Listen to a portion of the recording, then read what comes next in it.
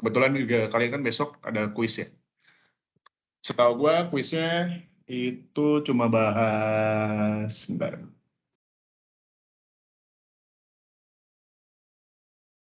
Bahannya itu equity, debt, leasing, sama changes, sama error analysis yang gitu-gitu. Berarti SHK kan nggak masuk ya, cuma kan nanti gue bakal bahas soal tahun lalu, pas tahun lalu, ya soal UAS gue, jadinya ya gue bakal fokus dia masuk aja buat besok. Oke, bentar. Gue mulai dari materi dulu.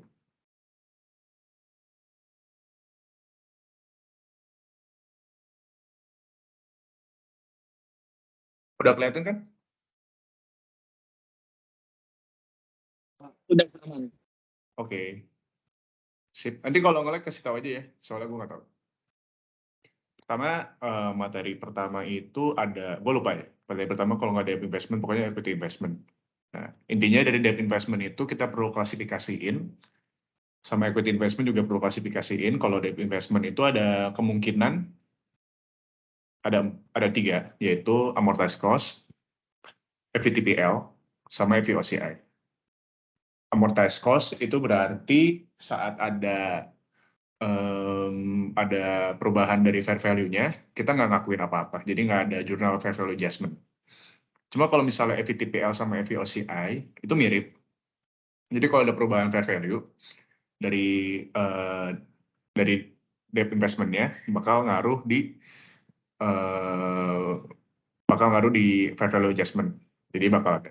Terus kalau misalnya di FVOCI, itu tinggal ditambahin aja. Jadinya ada masuk OCI kan kalau misalnya di FVTPL itu kan kalian kalau ada holding gains or loss-nya itu masuk ke profit or loss. Cuma kalau misalnya OCI itu masuk ke equity atau kalian boleh strip OCI juga boleh. Terus jangan lupa kalau misalnya OCI habis bikin journal fair value sama unrealized holding gain or loss itu perlu ada di reverse juga. Jadinya AOCI pada unrealized holding gain or loss. Nanti sesuaiin aja sama loss atau gain-nya. Terus kalau misalnya buat equity, itu bisa ada dua.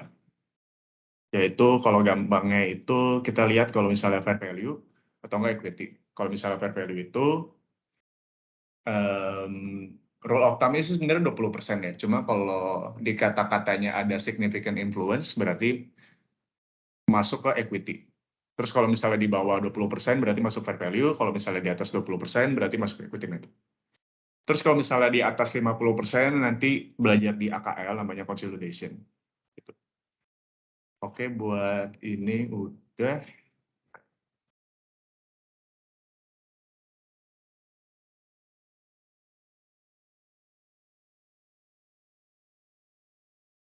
Aku bakal share Excel.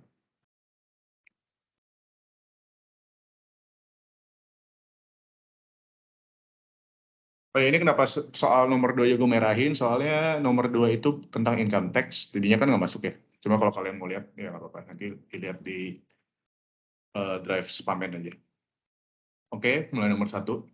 Ini soal gue tahun lalu, jadinya soal nomor 1 ini udah 2 kali berturut-turut back to back dimasukin ke UAS. Jadi tahun 19 juga dimasukin juga ini nomor 1 sama persis. Jadi kemungkinan masuk lagi nanti di tahun kalian. Jadi ini sama persis jadi. Kalau zaman gue sih gitu. Jadi gue kemarin cuma apa ya namanya? Tinggal lihat aja yang tahun lalu gimana, itu sama persis. Jadi bisa nyamain gitu. Kan soalnya open book juga. Terus kalau oke langsung baca soal aja. Yang pertama kan dia obtain significant influence. Nah, udah jelas lah ya ini equity. Terus ditambah juga dia 25%. Habis itu dia belinya 30.000, harganya 10. Terus ada dividen itu 36.000, terus ada net income 100.000. Terus yang pertama itu disuruh bikin journal entries. Jadi kalau yang pertama kita ngitung dulu ya. Jadi kita jangan masukin semuanya. Jadi ini nggak 30.000 kali 10, 300.000 enggak. Cuma kita kaliin sama presentasi yang kita punya.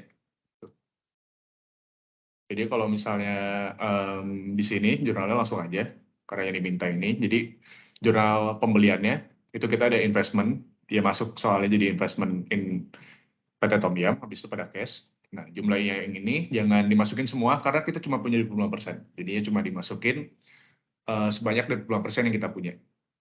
Terus untuk equity, itu beda jurnalnya sama fair value di bagian dividen dan net income. Ini dividen ya. Ini buat ngakuin net income. Kalau misalnya fair value itu cash sama revenue. Kalau misalnya ini di fair value nggak masuk ya. Ingat-ingat aja. Terus kalau balik lagi ke equity, di 15 Juni kan dia ngakuin tuh ada dividen. Nah, makanya kita cuma ngakuin 25% juga. Jadi semua yang ada di sini nih, ada dividen, ada net income, itu diakuin. Cuma sebesar presentasi yang kita miliki, yaitu 25% kan kalau di sini. Untuk jurnalnya, kalian udah belajar lah ya. Di paruh pertama juga kayaknya udah ada deh. Jadi ini menurut gue nggak ada masalah. Untuk net income, itu sama, jadi kan dia 100.000 di Desember, berarti dikali 1/4 atau 25%, jadinya 25.000. Terus untuk nomor 2, itu kita disuruh ngitung SOFP atau Statement of Financial Position di 31 Desember 2022. Terus yang B, apa efek dari apa efek dari kejadian ini di profit or loss-nya si Supa. Oke, yang pertama dulu SOFP. Jadi ini gampang sih sebenarnya. Cuman kalian intinya kalau SOP karena ini disuruhnya financial position berarti kalian cuma nyari investment in PT Tom Yum doang. Jadi 75 dikurangin sama 9, di situ ditambah sama 25. Seperti itu doang. Ini hasilnya 91 ya. Terus untuk yang B, ini sebenarnya nggak jelas sih disuruhnya bikin profit or loss atau gimana. Cuma kalau di sini, gue tuh kayak jelasin gitu, apa dampak dari masing-masing kejadian. Jadi kalau misalnya investment kan nggak ngaruh nih. Terus kalau dividen juga karena ini kita equity, maka nggak ada dividen revenue. Yang artinya nggak akan mempengaruhi profit or loss. Jadi jelasin aja kayak gitu. Habis itu yang ketiga, yang terakhir ada net income kan di PT Tom Yum. Maka dari itu karena kita sebagai apa ya namanya, punya significant influence atau 25% kepemilikan, jadi kita ngakuin itu sebagai pendapatan kita. Kalau nanti kalian di AKL juga belajar nanti gimana profit or loss-nya, income from subsidiary. Habis itu di sini ada rule of thumb-nya ya. Jadi kalau misalnya 10-20 itu fair value, 20-50 equity, terus 50-100 itu konsolidasi, bisa pakai equity atau cost method. Ada yang mau tanya sampai sini?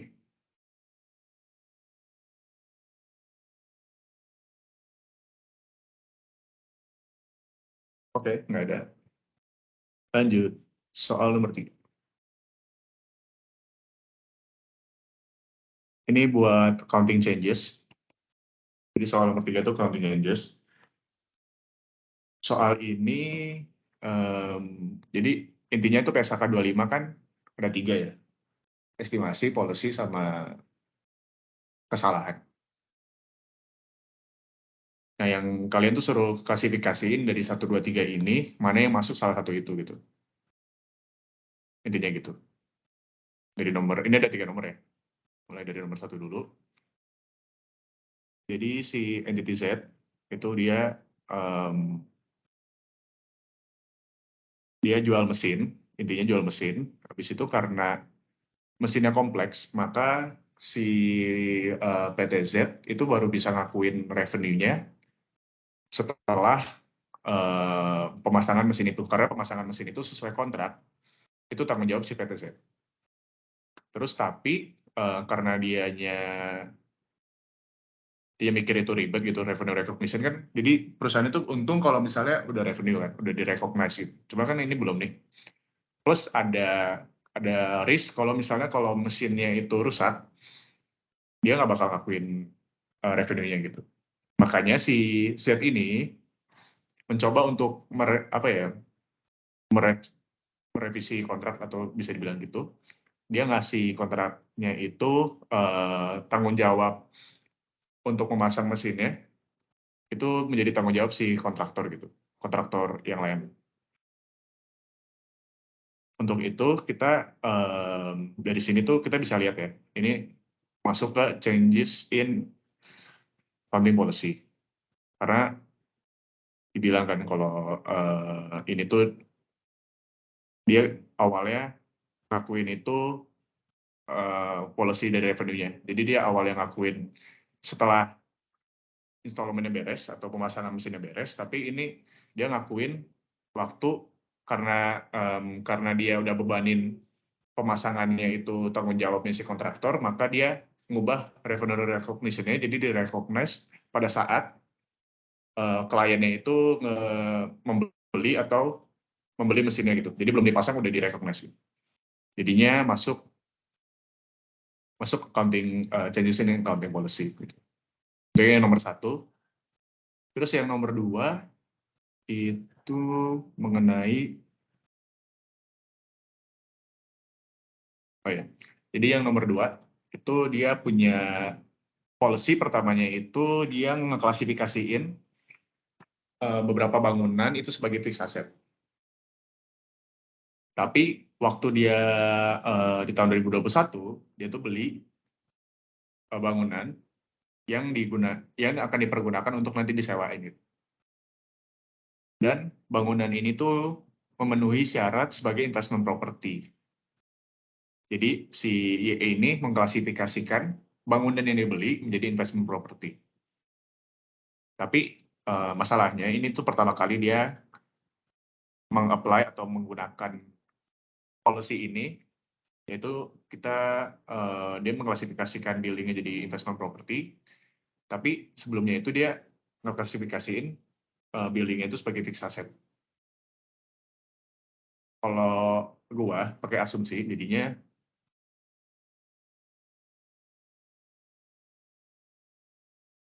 kalau misalnya si Y itu bentar. Kan di sini sebenarnya nggak dibilang sih.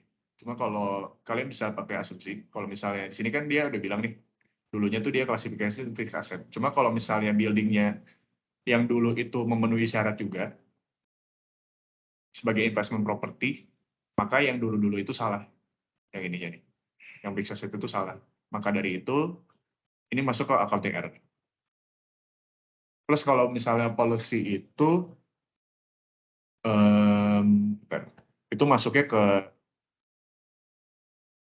masuknya sebagai ini ya, kalau dibetulin itu retro ya. Soalnya yang dulu-dulu juga kepake dan dulu-dulu juga bakal mempengaruhi gitu. Kalau misalnya kalian nggak konsisten ngakuinnya, nanti fixed asset, nanti investment property, itu nggak bisa. Jadi dia masuk pakai error.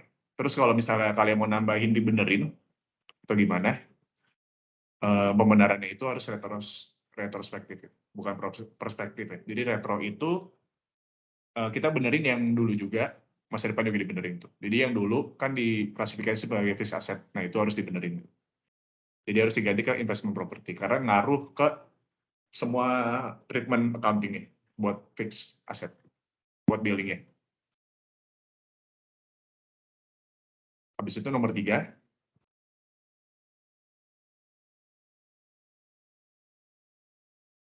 NTX. Jadi dia punya dia nge-produce game software. Ada 2 cost center yang bakal diallocate indirect cost, yaitu rasionya 60-40, tapi di tahun 2021 dia ganti, jadi 50-50 kan. Kalau ini, mungkin kalian mikirnya lebih ke ini aja ya, logika aja. Kalau misalnya, ini kan masuk ke AB ya sebenarnya. kalau indirect cost itu kan nggak ngubah apa-apa kalau di laporan keuangan gitu. Plus dia cuma COGS kan, jadi cuma beda cost center. Yang satu dapatnya 60, habis itu cost center yang Y dapatnya 40 gitu. Cuma beda itunya doang gitu. Cuma beda di situ, cuma nggak beda di total keseluruhan. Maka dari itu, ini masuknya kalau ditanya klasifikasiin dulu, ini changes in accounting estimate ya. Soalnya dia mengestimasi atau mengukur kalau indirect cost-nya ini berubah menjadi 50-50 gitu. Sebenarnya ini konsepnya sama kayak depresi, cuma bedanya ini allocate direct cost gitu. Plus intinya nggak ngubah, jadinya nggak perlu ada perspektif, nggak perlu retro, jadinya yang benar itu prospektif. Ini masuknya prospektif nomor 3. Oke, itu aja. Ini kalian bisa baca nih nanti di Excel ya, penjelasan ini ya. Terus mungkin note saja nih, kalau misalnya changes in accounting policy itu terjadi karena adanya perubahan pada recognition, measurement, atau reporting suatu akun. Terus yang kedua bisa perubahan yang bersifat retrospektif. Karena ya balik lagi gitu, kalau misalnya nggak diubah di sebelumnya bakal merembet kemana-mana gitu. Plus nggak konsisten. Terus yang kedua, ada changes in accounting estimate. Ini yang nomor 3 yang tadi. Itu terjadi akibat adanya informasi baru yang membuat estimasi manajemen berubah. Itu kan, ini kan, yang nomor 3, jadi berubah tuh. Jadi 50-50.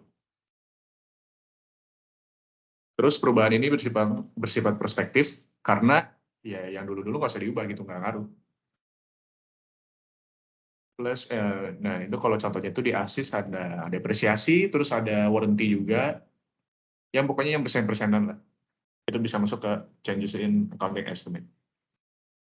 Terus kalau nomor yang terakhir itu accounting error, itu adalah kesalahan akuntansi yang disengaja maupun tidak, dan ini bisa retro maupun prospektif gitu. Jadi nanti dilihat aja ya.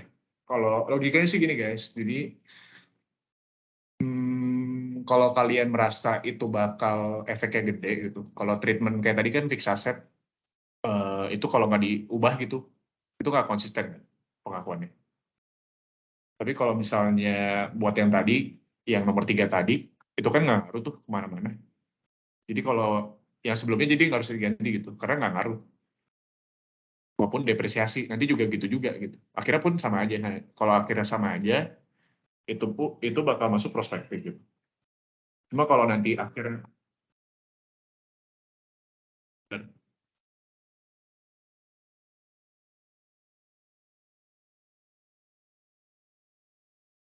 kalau akhirnya itu dia merembet kemana-mana, itu pokoknya tadi balik lagi dia retro. Kalau dia akhirnya nggak kemana-mana, cuma segitu aja gitu, ya udah kalian masukin aja perspektif itu aja. Intinya gitu. Ada yang mau tanya mungkin?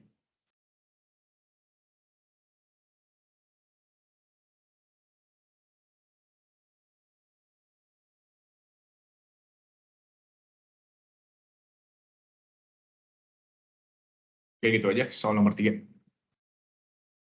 Kita masuk ke soal nomor 4. Ini gue jelasin dikit aja ya. Mungkin gue nggak tahu sih nanti ke orang atau nggak di UAS, cuma pelajarin aja. Karena kan di pertemuan terakhir, kalau nggak salah kalian ada juga kan. Jadi yang nomor 4 ini, pertanyaannya, ini cuma kalian suruh lihat doang ini benar atau enggak gitu statement. Di SAK umum, use one model to recognize list transaction. Sedangkan kalau EP itu dia pakainya 2 model, yaitu financing sama operating. Ini jelas salah lah ya, karena kalau di PSAK 73, itu sebenarnya terbalik sih, jadi SAK umum harusnya 2, cuma SAK EP itu bisa cuma 1 kalau nggak salah. Ya, 1. Jadi harusnya SAK umum yang 2. Karena sesuai dengan PSAK 73, itu dapat diklasifikasiin maupun operasi maupun finansial. Nanti ada di soal 6 sama nanti gue tambahin di sini, nanti bakal lebih jelas lagi buat listnya. Berarti intinya ini salah, kalian jelasin aja kenapa salah. Terus buat yang B, nomor 4B, ini agak tricky sih sebenarnya. Jujur gue nggak tahu jawaban yang mana yang mau dipengenin dosen ya. Cuma kalau misalnya jawaban gue, itu kemarin gue nggak klasifikasiin ini sebagai intangible asset, karena di Indonesia kan belum ada yang punya gitu. Plus nggak apa ya namanya ya, nggak bisa ditransaksiin juga. Alat transaksi kayak cash atau gold atau e-money gitu nggak bisa, belum bisa di Indonesia. Dan kalian kayak jelasin aja gitu kenapa ini masuk intangible asset. Itu sih sebenarnya intinya itu. Terus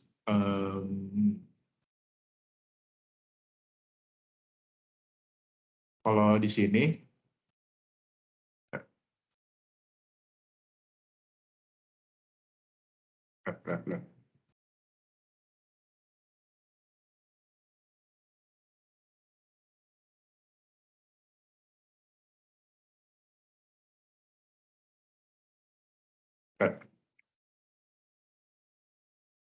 Oke.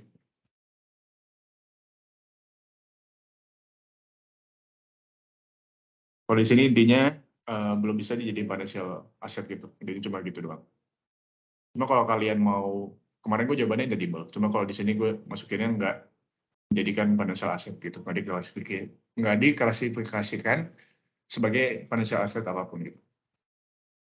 Terus kalau kalian mau masukin ini sebagai cash equivalent juga bisa. Cuma kalau intinya kalian harus punya asumsinya kenapa ini masukin sebagai cash equivalent atau intangible asset atau mau apapun itu kalian boleh sebenarnya. Menurut gue boleh. Cuma asalkan kalian punya basis buat bilang kalau ini tuh benar gitu. Diklasifikasiin mau itu mau jadi cash equivalent atau mau intangible asset gitu.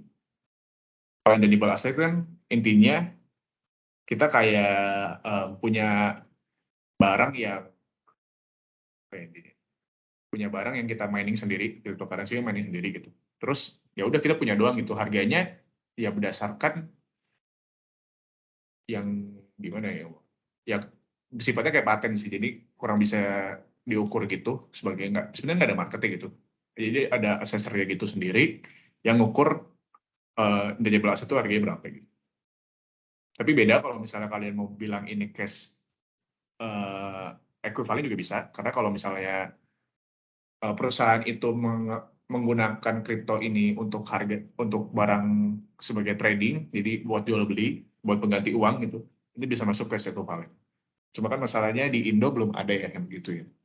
Baru ada di luar negeri namanya Ethereum, pakainya namanya kriptonya pakai Ethereum gitu. Jadi kalau gue di sini dibilangnya nggak bisa diklasifikasi sebagai financial asset, yaitu.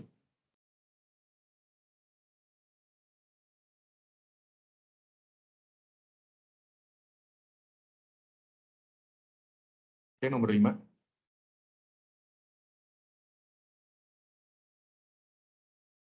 Nomor 5 tentang debt investment. Jadinya si PT Hilpat ini punya, dia beli debt, atau ya beli,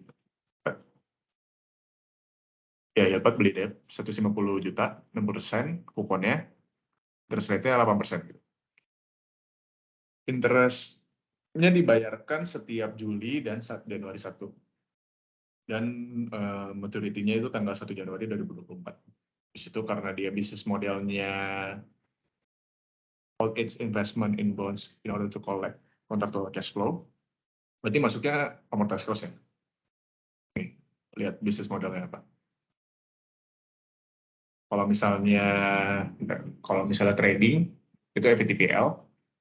Kalau misalnya hold sampai hold and selling itu masuknya FVOCI.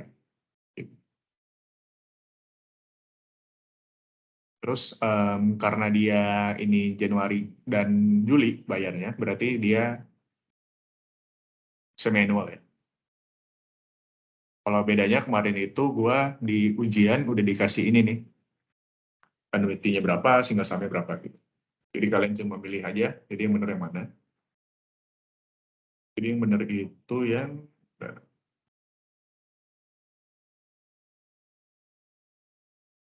pakainya 8%, terus 4%. Jadi 4% karena ininya dia itu semi annual, jadinya 8% ini bagi 2, jadi 4%.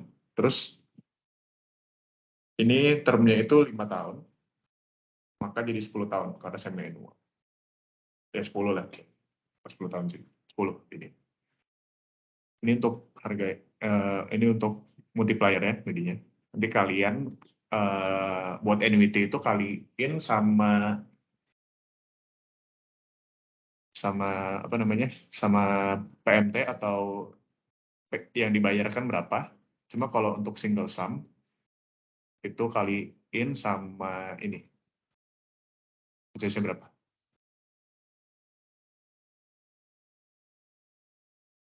Kita langsung mengerjakan aja.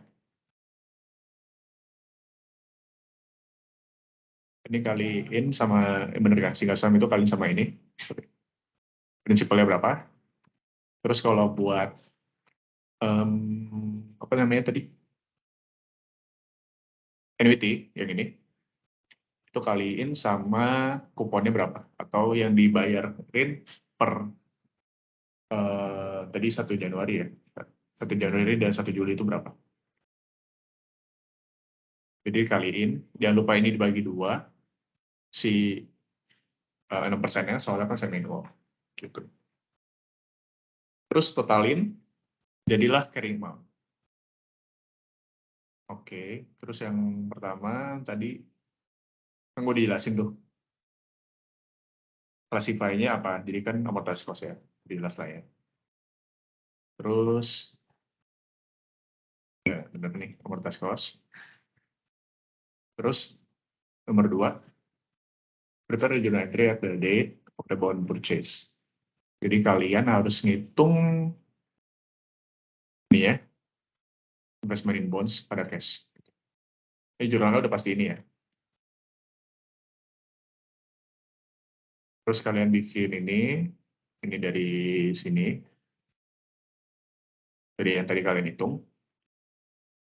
Terus buat apa namanya, yang dia dapat, atau sebenarnya konsep itu sama sih, dia dapat atau dia bayar. Yang kalau per satu kan kalian belajarnya yang dia bayar ya, kalau ini yang dia dapat itu. Yang dia dapat itu tadi sebesar 150 kali 6%, tapi dibagi 2, jangan lupa. Soalnya dia semi annual. Dan habis itu ini dikali, bentar. Jadi 8%, berarti kali 5%. Jadi carrying amount dikali 5%. Terus karena ininya kuponnya itu lebih kecil daripada apa ini, rate interest rate ya, maka dia masuknya diskon. Kalau misalnya lebih gede kuponnya berarti premium, udah gitu aja rule of thumb-nya. Maka ini jadi tambah-tambah terus sampai 150. Beda sama kayak paruh 1 sih, ini nggak ada berubah. Terus nomor 4 itu di nomor 3 kan udah tadi amortisasi, udah. Terus nomor 4 disuruh bikin journal entry buat interest yang kita dapat sama amortisasi buat 2019. Berarti kita bikin angka yang ini sama yang ini.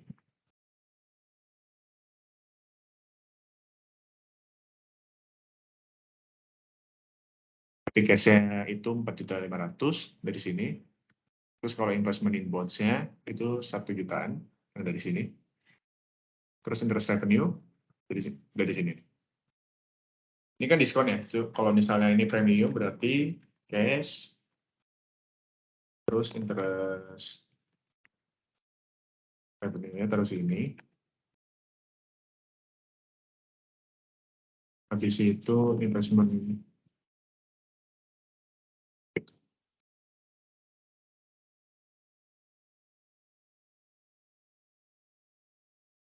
Ini buat kalau misalnya ini premium. Oke, lanjut. Terus kalau buat 31 Desember masih sama jurnalnya. Cuma kan karena dia bayarnya itu tiap, bentar, dia kan bilangnya bayarnya 1 Januari sama 1 Juli ya. Maka dari itu kalian harus hati-hati aja. Jadi buat 31 Desember itu nggak cash ya ininya ya. Jadi interest receivable. Ingat-ingetin aja tuh. Soalnya belum bayar. Jadi interest receivable. Terus nomor 5 itu soalnya prepare and interest necessary at 31 Desember 2019.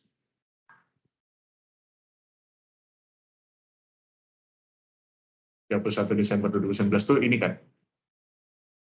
Karena tadi udah kita bikin yang buat pengakuan bunganya, maka nggak ada lagi ya yang kita bikin. Walaupun di soal itu ada 31 Desember, itu harganya 195 juta.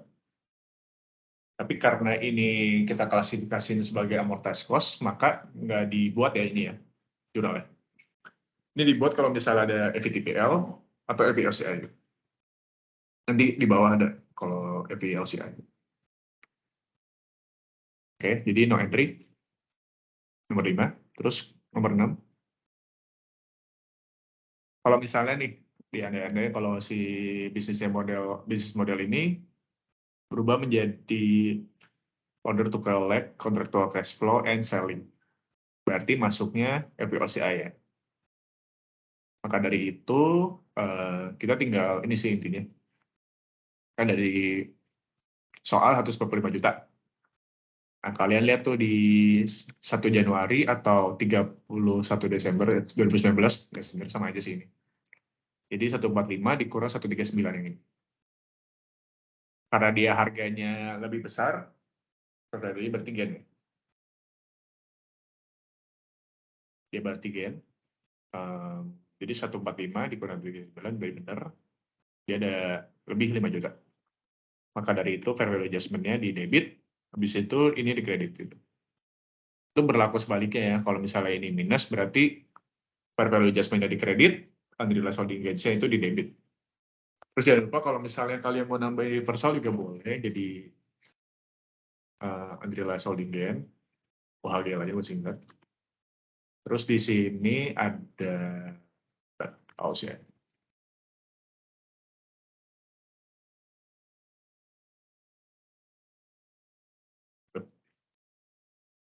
Jurnalnya ini kalau kalian mau reverse. Angkanya tetap sama, gini.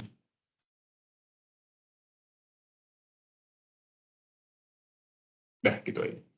Ini kalau kalian mau tambahin reversal lagi. Cuma kalau misalnya nih, ini kalau indikasi sebagai FVTPL, ini nggak ada ya jurnalnya. Terus kalau FVTPL, bedanya ininya bukan equity, ininya income gitu. Atau kalian mau masukin ininya PL, nggak boleh. Buat fair value gitu. FVTPL. Terus bedanya, tadi kan udah bilang yang ada ini, apa lagi ini? Kayak buat materi aja, buat nyambung materi ASIS. Jadi kalau misalnya ada, ini kan 145 gitu. Terus kalau misalnya di tahun depannya menjadi, kalau misalnya tahun depan jadi 1,3 juta,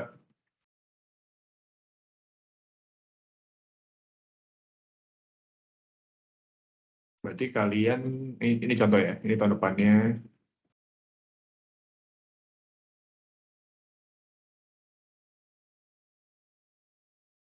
dia gain segini nih. Berarti pertama, kalian masukin ini dulu. Terus, ini kan udah ada nih, adjustment dan begininya kalian masukin, adjustment yang awal. Jadi begini.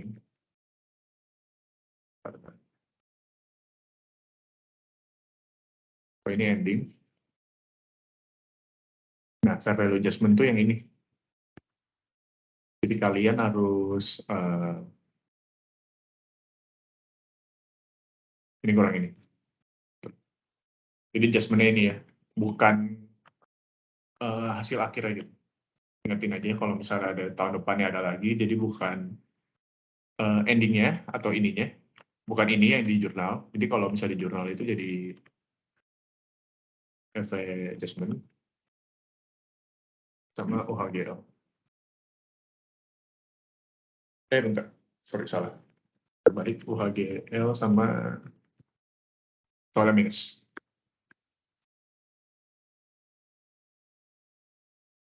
Itu. Ini di ASIS ada sih, sebenarnya di ASIS lebih kompleks menurut gue, nggak akan keluar susah itu sih. Gitu. Ini kalau misalnya di tahun depan ada lagi. Oke, begitu. Ada pertanyaan?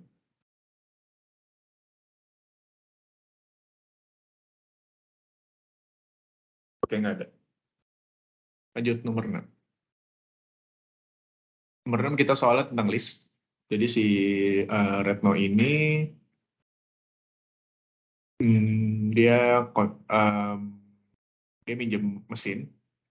Mesin itu 4 tahun, habis itu per value-nya 600 dengan estimated useful life-nya 5 tahun dan residual value-nya 99. Ini ada digaransiin sama PT Rento, habis itu di akhirnya mesin itu dibalikin lagi, terus annually, habis itu beginning of each period starting April 1, 2019, the incremental borrowing rate, PT Rento is 10%, jadi si PT Rento ini lesinya, habis itu si PT Leso itu lesornya. Jadi kalau misalnya ini kan 10% buat si lesi, ini lesornya 9% ya. Nah, tapi ada tambahan nih, informasi itu diketahui sama si PT Rento atau si lesinya. Berarti kita pakai yang 9%. Kalau misalnya nggak diketahuin gitu, ini kan beda ya. Cuma kalau di ASIS, bentar. Di ASIS setahu gue sama, kalau misalnya di buku juga sama. Contoh di buku juga sama. Cuma kalau misalnya beda begini, plus ininya kan ini kan known ya. Tapi kalau misalnya unknown atau tidak diketahui, maka kalian bikin ininya ada 2. Jadi ini kan cuma buat karena ini rate sama yang dipakai 9%, maka lesser sama lesi sama gitu, amortization table-nya, schedule-nya gitu. Lo kalau misalnya dianya pakai atau unknown atau implicit rate-nya itu unknown atau nggak diketahui sama si lesi, itu kalian bikin 2 ini. Intinya gitu. Kalau lesi ya pakainya incremental borrowing rate, terus kalau lesser ya pakainya 9% gitu. Itu aja. Terus ini annuity-nya yang sama kayak nomor tadi, debt investment. Oke, masuk ke pertanyaannya. Ini masuk ke list apa? Sesuai dengan PSAK 73. Ingat ya, pilihannya ada operating sama financing. Terus ada 5 kriterianya. Jadi kalau misalnya memenuhi salah satu dari ini, itu udah masuk ke financing. Oke, yang pertama transfer of ownership. Karena kan dibilang ya, kalau misalnya itu di akhir PT Rento refer the machine to PT Lesol. Maka nggak terpenuhi gitu. Terus ada bargain purchase option, ini dibilang nggak ada ya. Bargain purchase option itu misalnya kalau di akhir tahun, di akhir masa peminjamannya itu ada opsi bagi si peminjam atau PT Rento ini buat ngebeli lagi, ngebeli mesinnya itu. Terus list term itu dia ngelist 4 tahun dari 5 tahun useful life-nya ya. Itu udah melebihi batasan 75%, jadinya masuk sebagai financialist. Terus present value itu karena dianya pakainya 600 M juga sama kayak fair value-nya, maka melewati ya. Jadinya ada 2 yang terpenuhi gitu. Terus tapi di sini nggak dibilang alternative use, maka di akhir tahun atau di akhir periode pinjamannya itu bakal dibalikin lagi mesinnya ke si lesor. Gitu. Jadi ini nggak memenuhi ya alternative use. Terus nih ya, kalau misalnya ini kan garanti ya. Maka dari itu kalau di akhir periode, kalau misalnya garanti itu pasti harganya itu sama kayak amortization schedule gitu. Di harganya berapa gitu. Cuma kalau misalnya dia unguaranteed, itu di sisi lessornya bakal kalau misalnya harganya tidak sesuai, nanti bakal ada gain or loss gitu. Itu kalian contohnya bisa dilihat di buku ya. Soalnya ini nggak ada hasil akhirnya gitu. Ini berapa? Oke, lanjut. Jadi fair value dikurangi residual value, tapi residual value-nya dikali sama rate ya. Jangan lupa. Berarti yang ini nih. Karena dia pakainya annuity do, berarti annuity do. Bentar.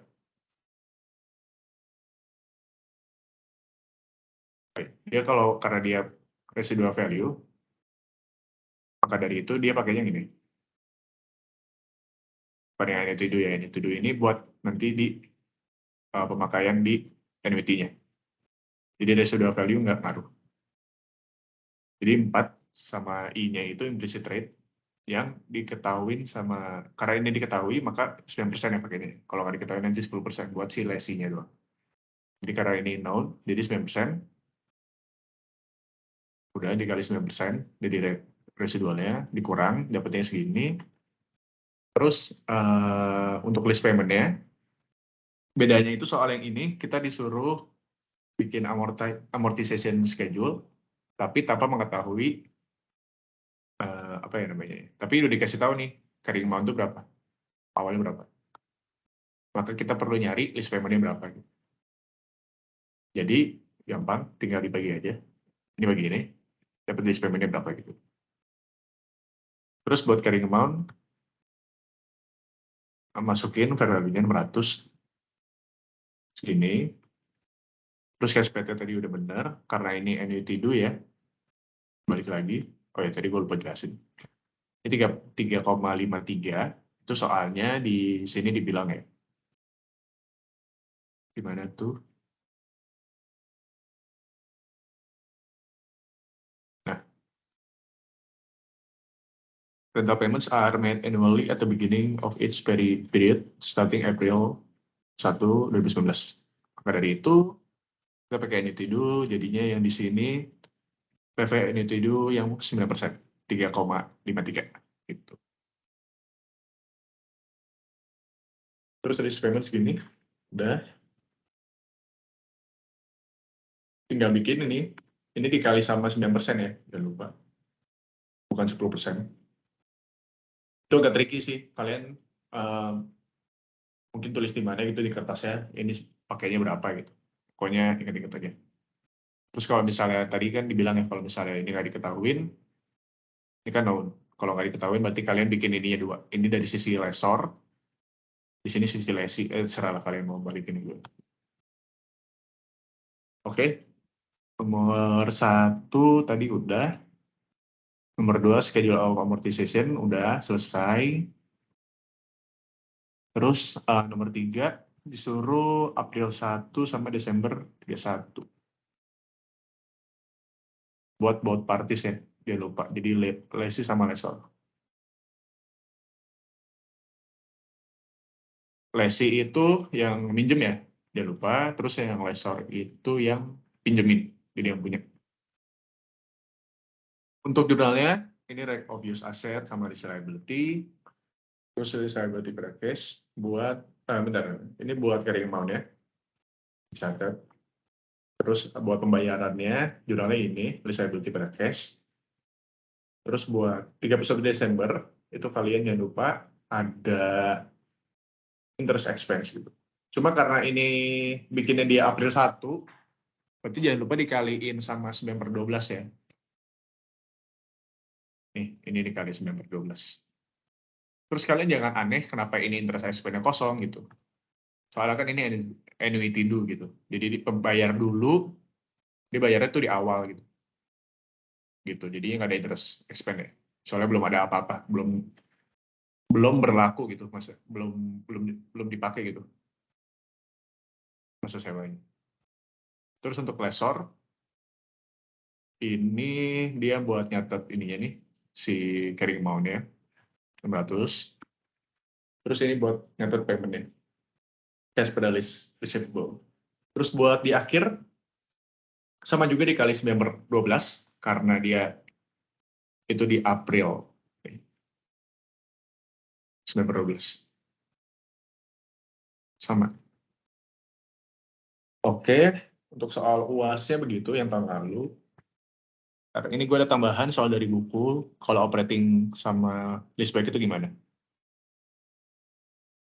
Bentar, oke, mulai yang BE 2116, ini dari soal buku edisi ketiga ya.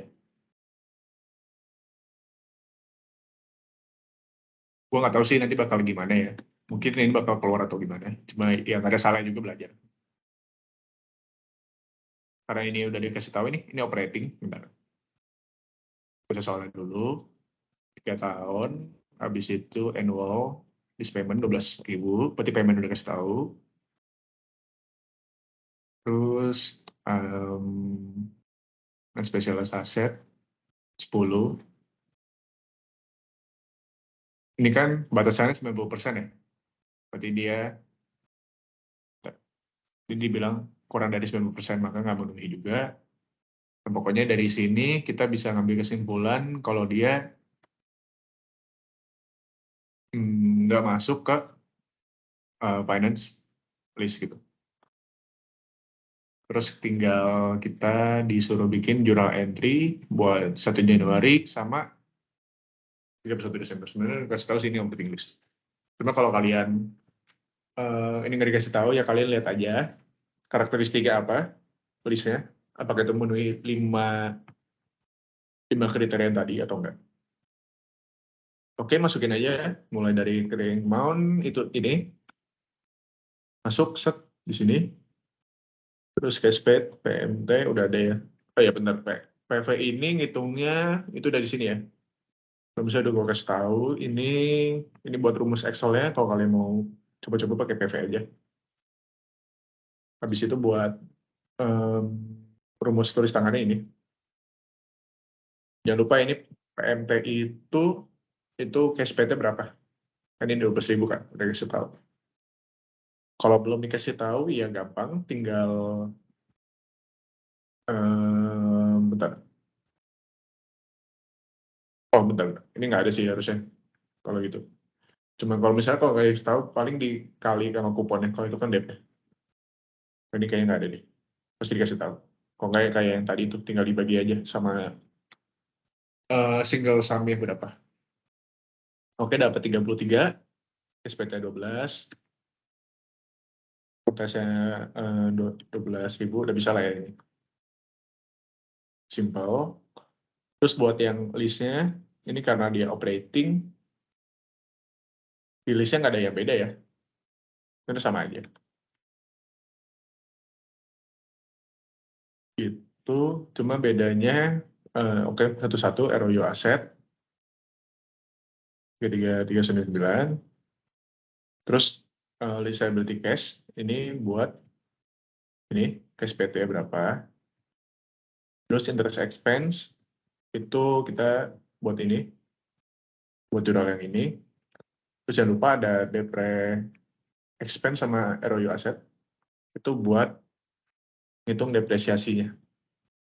Itu aja. Karena dia operating, bentar. Ya, karena dia operating maka ada depre ini nih.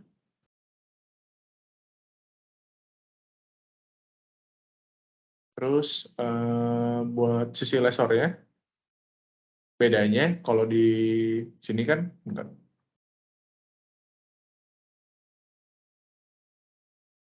Ini juga sama nih, ada kan. Tapi bedanya di sini tuh nyatet, bentar, kalau nah kalau di nomor 6 ini, kan dia finance. Itu dia nyatet ini ya. Dia tuh nyatet carrying amount-nya berapa gitu, dicatat. Jurnal. Tapi kalau bedanya operating, itu dia nggak nyatet yang sini nih, 30 carrying amount-nya nggak dicatat nih. Jadi langsung lompat ke cash analyst revenue. Gitu. Oh iya, terus ini beda ya judulnya. Kalau yang operating itu list receivable. Oh iya benar. Nih, list receivable gitu. Bedanya kalau operating itu jadi unearned. Di sisi lesornya yang beda ya.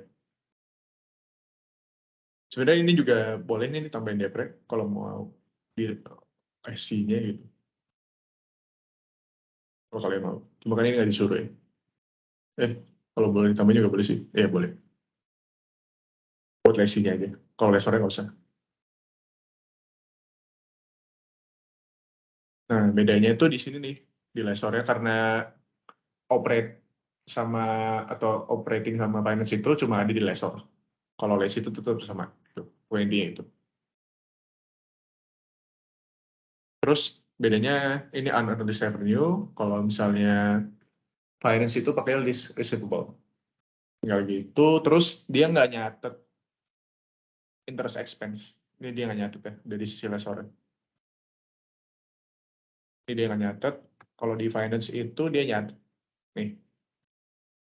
Beres. Oke lanjut. Kayak gitu. Ini bagi sama carrying amount-nya berapa? DP-nya berapa? Bedanya kalau di finance itu nggak adanya interest. Kalau di ada interest. Kalau misalnya di operating, rate itu adanya DP. Gitu. Jadi gitu aja buat BE-nya. Untuk exercise, ini gue ngambil dari buku juga. Itu mengenai leaseback. Ini pokoknya intinya gini, jadi kalau misalnya ada A, ada B gitu. Di A-nya jual, kan si B beli gitu. Tapi karena barangnya udah pindah ke B, berarti si A-nya minjem ke B gitu. Jadi ini si minjem, B minjem atau lesi, ini lessor atau yang minjemin gitu. Ya gitu. Leaseback jadi dia habis jual, dia minjem. Kayak gitu. Terus bentar, ini karena ini leaseback, setahu gue leaseback selalu operating ya, jadi kalian langsung aja operating, nggak usah dilihat lagi. Oke, lanjut. Mungkin baca soalnya dulu. 680, ini 100 kan. Gue nggak memenuhi kayaknya. Terus 3 tahun, 450, habis itu unguaranteed. Ini bakal ngaruh di akhir ya. Contohnya yang nanti ada di buku, kalian kalau belajar.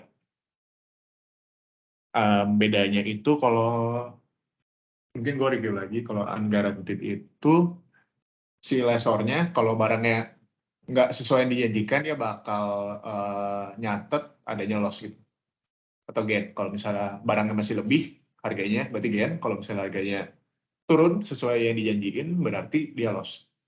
Itu doang ya. Tapi kalau dari sisi lesi, kalau dia guaranteed, kalau unguaranteed kan ya udah dong, mau gimana hasilnya pun nggak apa-apa gitu. Cuma kalau guaranteed, dari sisi lesinya bakal ada profit or loss. Kalau misalnya aset yang dipinjem itu nggak sesuai dengan kontraknya gitu. Hasil apa residualnya berapa itu nggak sesuai, berarti dia harus nambahin gitu, harus nombok gitu. Oke, terus ada infonya, apalagi di sini, paymentnya segini, tiap beginning of each year, berarti ini itu ya, ini interest expense-nya kosong, terus 8%, ini sama ya, amprinya 8%, soalnya dia aware sama rate dari si liquidity finance atau si lessor ini. Kalau di buku tuh kalau dia mengetahui atau dia sadar 8% juga, berarti ini sama. Cuma ini soal dari dosen unik. Dia beda. Harusnya sama sih. Jadi karena dia tahu harusnya sama ini. Cuma ya udahlah, bagi juga dosen. Terus kita pakai 8% jadinya. Ini kita pakai rumus PP biasa. Jadinya si payment-nya, PMT, ini ntar. Rumus yang mana tadi?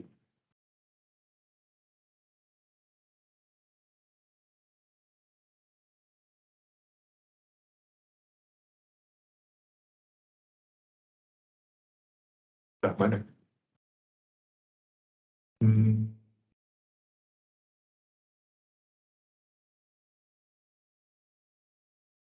Nah ini.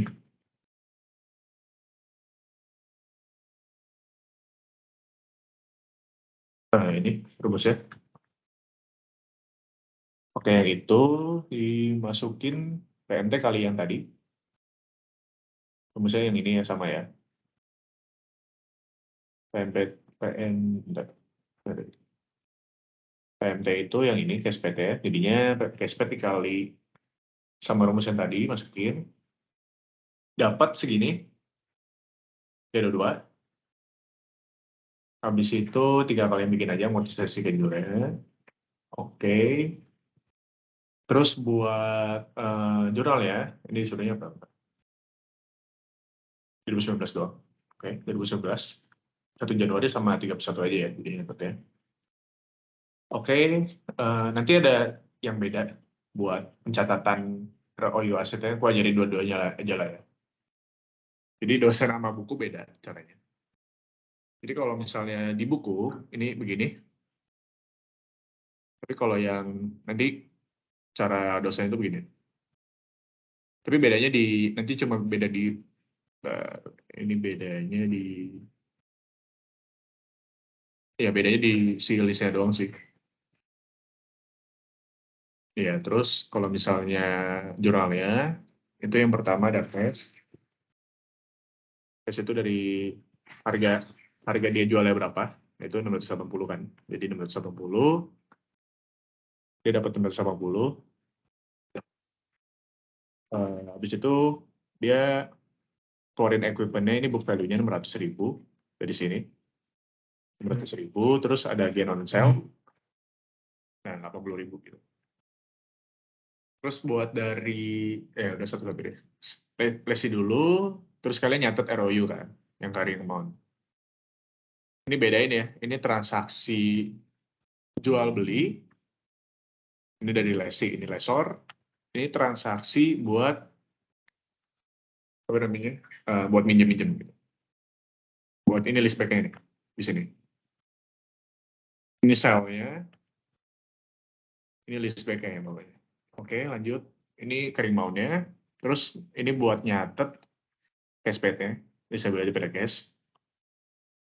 Terus jangan lupa ada interest expense listnya. 11.544, DP-nya itu kalian bagi aja dari ROU gitu. Pokoknya intinya itu. Itu jurnalnya, terus ada equipment buat si pembeli atau yang minjemin, ya, yang minjemin. Itu dia kan dia dapat equipment, ini buat saya ya, dia dapat equipment, terus habis itu dia keluar cash 180. Terus buat jurnalnya, karena dia operating, ini jangan lupa unearned revenue. Kalau misalnya finance itu, dia nyatutnya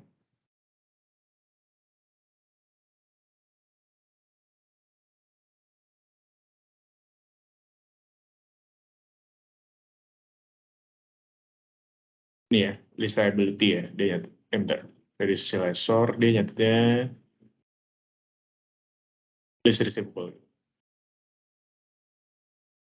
Jadi ini beda ya. Bukan list receivable, tapi unearned revenue. Habis itu di selanjutnya, ini buat nyatet. Karena dia dibayarnya baru 1 Januari, maka under revenue pada list revenue ya. Ini cash paid-nya. Terus jangan lupa, kalau misalnya dia operating, itu ada depre expense ya. Nyatetnya karena ini lessornya, jadi ingat ya, dia nggak ada ROU, nggak ada apa-apa, jadi nyatetnya dari sini nih. Ini carrying amount-nya atau fair value-nya, itu dibagi 10. Begitu aja. Jadi nggak ada kayak kalian nyatet fix aset biasa aja. Itu aja. Oke, itu buat cara di buku. Cara di buku itu buat lessornya sama, tapi buat lesinya beda. Bedanya di mana nih? Kalau cara dosen, jadi begini. Pertama itu yang gue ijoin itu kalian masukin pertama kali. Ini yang pertama, 1. Ini sampingnya kan 1 itu yang pertama kali. Jadi kalian masukin dulu, cashnya dapat berapa? Kan 680 kan. Habis itu equipment-nya itu kalian dapat 600. Kalian ngeluarin 600 gitu, book value-nya. Terus liability-nya udah tahu tuh dari carrying amount yang di sini nih. Itu sama. Terus yang kedua baru kalian nyatet gain on sale ya. Cuma kan di awal itu, kalau di buku digabung juga sama. Jadinya, bentar.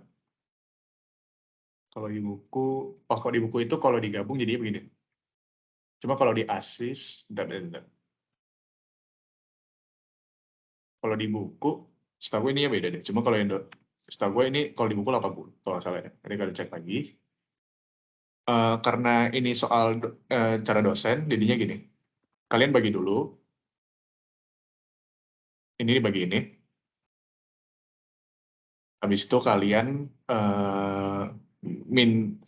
di 1 minin, jadinya dikurangin 1, baru dikaliin sama gen yang ini, gen yang 80.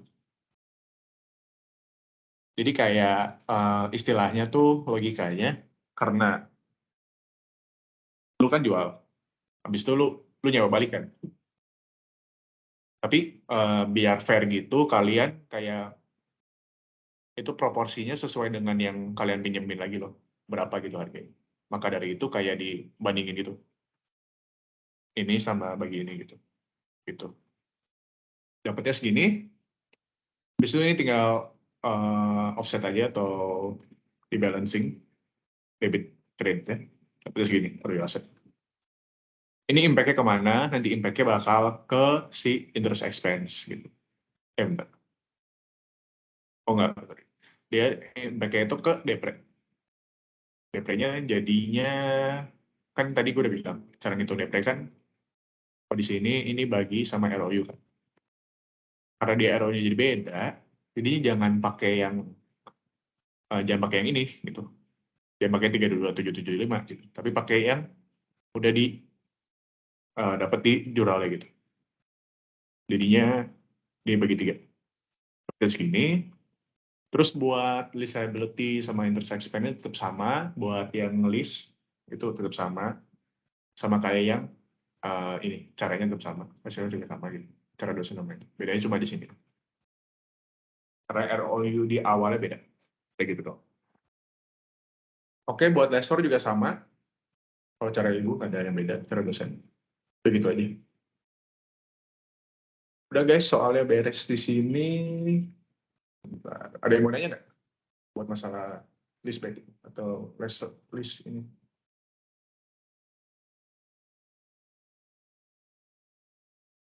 Adakah?